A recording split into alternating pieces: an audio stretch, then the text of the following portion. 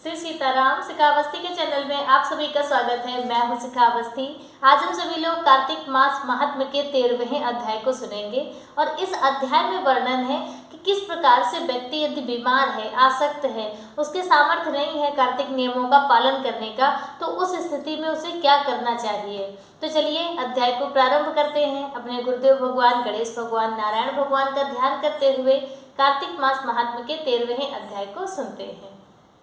आसक्त अवस्था में कार्तिक व्रत के निर्वाह का उपाय।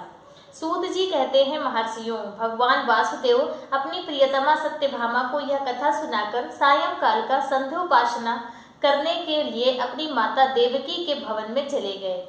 इस पापनाशक कार्तिक मास का ऐसा ही प्रभाव बतलाया गया है। यह भगवान विष्णु को सदा ही प्रिय है तथा भोग और मोक्ष रूपी फल प्रदान करने वाला है। रात में भगवान विष्णु के समीप जागना, प्रातःकाल स्नान करना, तुलसी की सेवा में संलग्न रहना, उद्यापन करना और दीप दान करना, ये कार्तिक मास के 5 नियम मुख्य रूप से बताए गए हैं।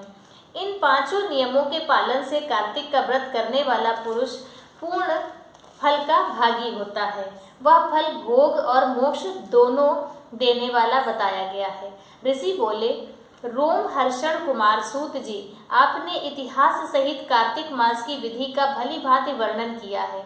यह भगवान विष्णु को प्रिय लगने वाला तथा अत्यंत उत्तम फल देने वाला है। इनका प्रभाव बड़ा ही आश्चर्यजनक है, इसलिए इसका अनुष्ठान अवश्य करना चाहिए। परंतु यदि कोई व्रत करने वाला अनुष्ठानी पुरुष संकट में पड़ जाए या दुर्गम वन में स्थित हो अथवा रोगों से पीड़ित हो, तो उसे इस कल्याण में कार्तिक व्रत का अनुष्ठान कैसे करना चाहिए।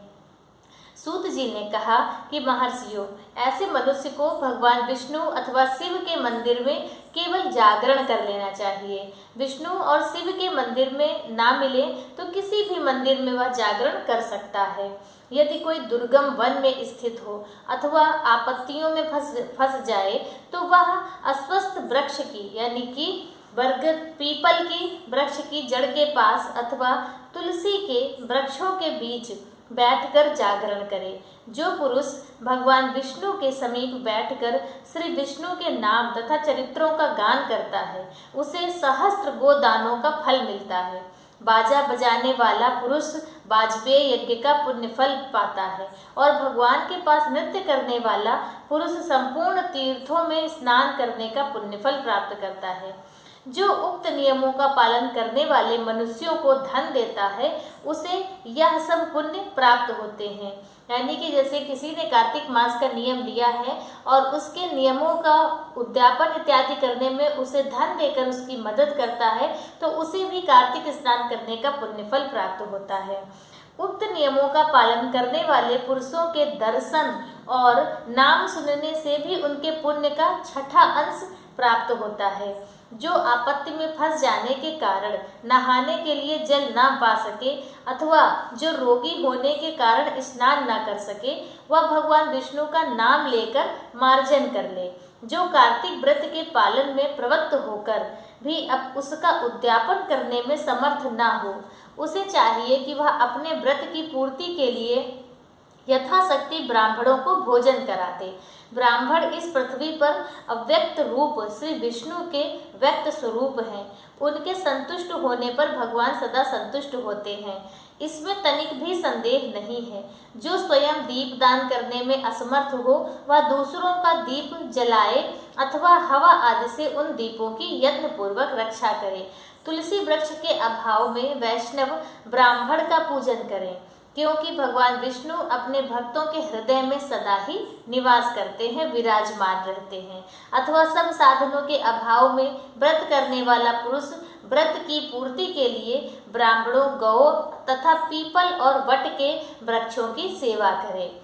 ऋषियों ने पूछा, सूत जी, आपने पीपल और वट को गौ तथा ब्राह्मण के समान कैसे बता दिया? वे दोनों अन्य सब वृक्षों की अपेक्षा अधिक पूज्य क्यों माने गए हैं?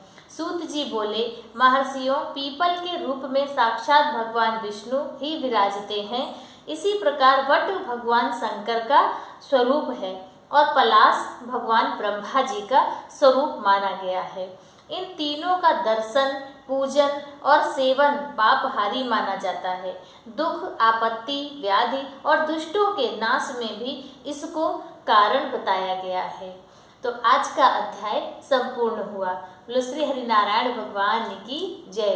तो इस प्रकार से आप सभी ने सुना कि यदि आप बीमार हैं या किसी भी आपत्ति में फंस जाएं तो उस स्थिति में आपको कार्तिक व्रत के नियमों का पालन किस प्रकार से करना चाहिए, और यदि आप किसी भी तरह की कोई सेवा नहीं कर पा रहे हैं तो आप पीपल वृक्ष और वट वृक्ष में जल चढ़ाकर उनकी परिक्रमा यदि कर लेते हैं तब भी आपको कार्तिक व्रत, आपका जो अनुष्ठान है वह खंडित नहीं होगा, उसका पूर्ण फल आपको प्राप्त होगा।